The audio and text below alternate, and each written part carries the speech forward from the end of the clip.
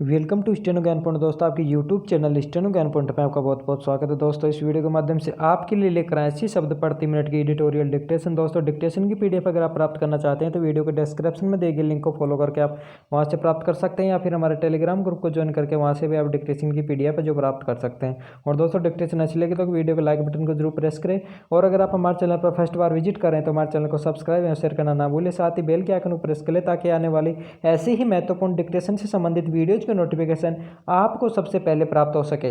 तो चलो दोस्तों डिक्टेशन स्टार्ट करते हैं। अपने डिक्टेशन स्टार्ट होगी जस्ट 5 सेकंड बाद। Yes start. संकट के इस दौर में दुनिया की तमाम अर्थव्यवस्थाएं चुनौतियों का सामना कर रही हैं। विराम भारत में कोरोना संक्रमण के मामले लगातार बढ़ रहे हैं। विराम ऐसे में कई राज्यों को दोबारा पूर्णबंदी का फैसला करना पड़ रहा है। विराम इस तरह अर्थव्यवस्था को पटरी पर लौटाने का संकल्प स्वाभाविक रूप से बाधित हो रहा है। विराम रिजर्व बैंक ऑफ इंडिया की मुश्किलें बढ़ गई हैं। विराम कोरोना संकट से पार पाने के लिए चलाई जा रही तमाम योजनाओं के लिए अर्थ की व्यवस्था करने का दायित्व उसी पर है। विराम बाजार में जिस तरह गति आए और औद्योगिक उत्पादन बढ़े, लोगों की क्रय शक्ति बेहतर हो, इसके लिए उसे अपनी नीतियों को लेकर लगातार मंथन करना पड़ रहा है। विराम पिछले कुछ दिनों में उसने कई बार बैंक दरों में कटौती कर बैंकिंग कारोबार को बढ़ावा देने के भरसक प्रयास किए हैं, पर सकल घरेलू उत्पादन के नीचे ही रहने की आशंका बनी हुई है। विराम पर संतोष की बात है कि आरबीआई ने अर्थव्यवस्था में सुधार को लेकर हिम्मत नहीं हारी है। विराम आरबीआई के गवर्नर शक्तिकांत दास ने स्टेट बैंक ऑफ इंडिया के सालाना कार्यक्रम में बातचीत करते हुए कहा कि संकट की स्थितियों को देखते हुए हमें अपनी नीतियों में संशोधन पर विचार करना होगा। विराम उन्हें उद्योग जगत पर पूरा भरोसा है कि वह अर्थव्यवस्था को संभालने में सक्रिय योगदान करेगा।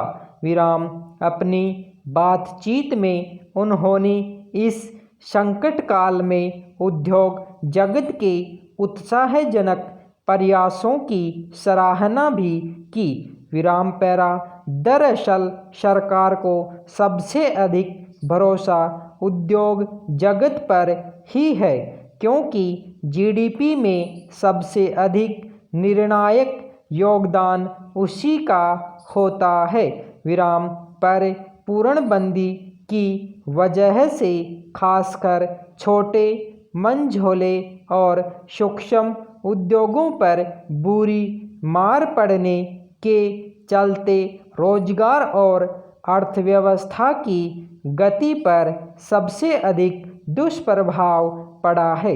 विराम वाहन, कपड़ा, खनन, बिजली उत्पादन जैसे बड़े उद्योग भी इसकी चपेट में आए हैं। विराम हालांकि पूर्णबंदी के बाद सरकार ने उद्योग जगत को यथायोग्य रियायतें और राहत पैकेज दिए। पलायन कर गए मजदूरों के लिए भी योजनाएं शुरू की हैं। विराम आयात पर शिकंजा कसने और देसी उत्पादन को बढ़ावा देने के लिए आत्मनिर्भर योजना शुरू की गई है।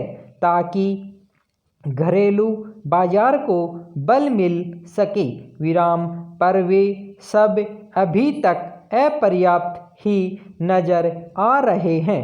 विराम हालांकि कई जगह अपने गांव लौटे मजदूरों के वापस शहरों की तरफ लौटने की खबरें भी आई हैं, पर जब तक उद्योग जगत की गति वापस नहीं लौटती तब तक अर्थव्यवस्था को संभालने की चुनौतियां बनी रहेंगी।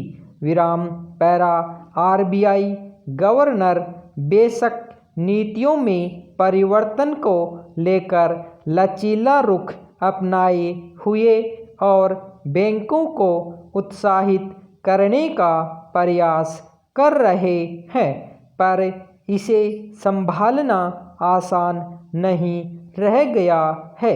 विराम राहत पैकेज में जो घोषणाएं की गई हैं उनमें एमएसएमई के कामगारों के भविष्य निधि में अंशदान का दायरा बढ़ाने से लेकर आसान शर्तों पर कर्ज उपलब्ध कराने तक की योजनाएं हैं। विराम उन सब के लिए पैसे का प्रबंध कहां से हो, यह बड़ा सवाल है।